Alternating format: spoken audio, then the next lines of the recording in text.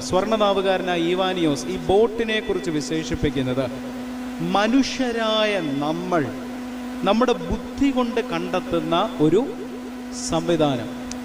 മനസ്സിലായോ? മനുഷ്യരായ നമ്മൾ നമ്മുടെ ബുദ്ധി കൊണ്ട് കണ്ടെത്തുന്ന ഒരു സംവിധാനമാണ് ബോട്ട്. ഇപ്രകാരം ഒരു ആധ്യാത്മിക പ്രസ്ഥാനത്തെ നാം നയിക്കുമ്പോൾ, കുടുംബജീവിതം നാം നയിക്കുമ്പോൾ, സഭാജീവിതം നയിക്കുമ്പോൾ നമ്മുടെ ബുദ്ധി കൊണ്ട് കണ്ടെത്താൻ കഴിയുന്ന കുറച്ച് സംവിധാനങ്ങളുണ്ട്. പക്ഷെ അതിനൊക്കെ പരിമിതിയുണ്ട്. ഇപ്പോൾ ഇവിടെ ഈ മീറ്റിംഗ് സംഘടിപ്പിക്കുമ്പോൾ ആദ്യം നമ്മൾ ഒരു വിളക്കിൽ തിരികൾ കൊളുത്തി. പക്ഷേ ഇത്രയും ആധ്യാത്മിക പ്രസ്ഥാനങ്ങളുണ്ട് എന്നും ഇന്ന ക്രമത്തിൽ നടത്തണമെന്നും മുൻകൂട്ടി ചിന്തിക്കാൻ കഴിഞ്ഞില്ല.